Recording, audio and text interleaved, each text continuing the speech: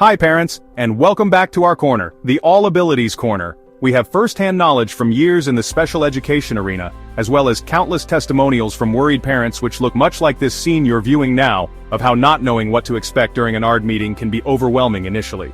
So let's do something that needs to be done. Let's talk about the elephant in the room. To anyone watching this video searching for answers in preparation for an upcoming ARD meeting and you're feeling a bit anxious and a bit overwhelmed from not at all knowing what to expect, just know you're not alone. These meetings play a crucial role in your child's education, but understanding what they are and how to prepare can make all the difference. So this is the purpose for today's video. Our mission is to go deeper into understanding the ARD process, what it is, why it's important, and how you can prepare to advocate for your child's needs effectively. So, let's get started. To really prepare for an ARD meeting, it's important to first understand exactly what it is and why it matters for your child. The letters ARD is an acronym that stands for Admission, Review, and Dismissal. It's the process through which an Individualized Education Plan, or IEP, is developed, reviewed, and potentially modified to meet your child's needs. Simply put, the ARD meeting is where the educational roadmap for your child's academic and personal development is crafted and decided upon. This meeting involves you, the parent, as well as teachers, school administrators, and specialists who understand your child's unique needs. The meeting is a process that is provided by special education law to ensure that the child has every fighting chance to access the school's curriculum in a setting that is as least restrictive as possible. Here's why it's crucial. The ARD meeting decides your child's eligibility for special education services, what specific services your child will receive, and how progress will be monitored. It's an opportunity for everyone involved in your child's education to come together, assess your child's needs, and create a plan to support them. Parents, we want to equip you with the right knowledge, so just know that the ARD process, as it is known through the entire arena of special education, which along with your child, is one of the main stars of the show. This is the annual meeting among meetings. Now let's break down the ARD process a little further into its three main phases: admission, review, and dismissal. The admission phase, which is a vital starting point, is where it all begins. In this phase, your child is evaluated to determine if they are eligible for special education services under IDEA or the Individuals with Disabilities Education Act. This could involve psychological assessments, academic evaluations, and input from teachers, specialists, and of course, you, the parent. You'll be asked to provide information on your child's development, including medical history and reports from outside professionals like speech therapists or occupational therapists, if relevant. Next is the review phase. This is where the ARD committee meets regularly, usually at least once a year, to assess how well your child is doing with the current IEP. This meeting serves as a great opportunity to make any necessary adjustments, provided that something may need to be added or to eliminate something that may no longer properly serve the child. During the review, your child's progress towards their IEP goals is discussed, and any changes to the services, supports, or goals are made based on that progress. So to echo this point, if your child is excelling in one area, the committee may adjust the goals to keep them on a path of continuous growth. The final phase is dismissal, which occurs when it's determined that your child no longer needs special education services. This could happen if your child has made significant progress and no longer qualifies under IDEA, has completed their high school IEP goals after having aged out, or after the student qualifies for graduation and transitions into the next step of their development. This could mean pursuing higher education, going to a trade school, training or apprenticeship program, participating in a volunteer work program, or a program where the student works, but is closely monitored to ensure that they succeed. All opportunities for the student just mentioned can be used to support the appropriate data that supports a dismissal.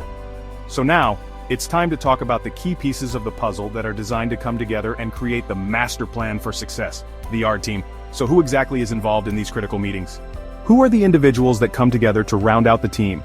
This information is important. Also, knowing the roles of the people at the table can help you feel more prepared and empowered during the ARD meeting. As a parent, you are the most valuable core member of the ARD team. Your input is paramount because you know your child better than anyone else. You can vocalize your child's fears, likes, dislikes, allergies, past events that might be relevant, and any other necessary information that can be used to help the ARD team come up with a plan that will be as strong as a well-made building's foundation. A foundation that can give your child a real chance. Other members include your child's teacher, a special education specialist, and possibly related service providers like a speech therapist or occupational therapist, depending on your child's needs. The school administrator is there to ensure that the services in the IEP can be provided. The special education specialist helps guide the discussion on your child's unique needs and services. If your child is older, they may even be invited to participate in the meeting, helping to set personal goals and take ownership of their education. Now that we've covered the basics of what the ARD meeting is and who's involved, let's dive into how to prepare so you can advocate effectively for your child. The first step is to review all the information the school provides ahead of time. By law, they are required to give you copies of evaluations, proposed IEPs, and other important documents well before the meeting. Take the time to review these documents thoroughly. There may be some paperwork that you will be required to fill out prior to having the meeting. The paperwork is designed exclusively to make sure that leading up to the meeting, all the right elements are in place before getting together to ensure that you and the team can be best prepared to accommodate your child. Also, parents, you should consider making a list of questions or concerns you have. For example, are the goals appropriate for your child's current level of development, and how are the goals determined? What accommodations will be provided, and how will they be implemented? Also, how will progress be tracked and communicated to you, the parent? Are there any areas where you feel your child needs additional support? Be specific so you can bring these points up during the meeting, and if you need more help and would like more questions, we ask that you like, subscribe, and comment to receive more vital questions for your upcoming ARD meeting. Now let's talk about the heart of the ARD meeting, the IEP, or Individualized Education Plan. The IEP outlines your child's goals, accommodations, and the specific services they will receive to meet those goals. Every IEP is personalized, meaning it's based entirely on your child's needs.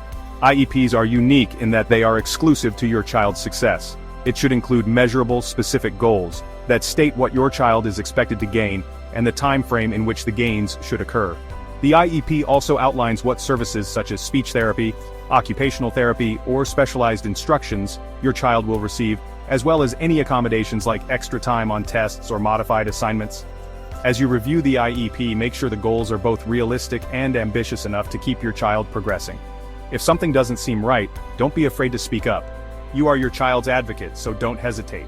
The IEP should also specify how progress will be measured and how often you'll receive updates.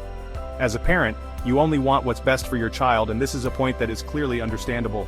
Again, no one knows them better than you, and your insights are crucial in shaping the right educational plan. Don't hesitate to request clarification or suggest alternatives if you feel something isn't right.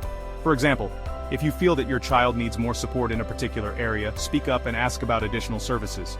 Remember, the ARD meeting is a collaborative process. By knowing your rights, staying informed, and clearly communicating your concerns and goals, you can make sure the ARD meeting results in the best possible plan for your child.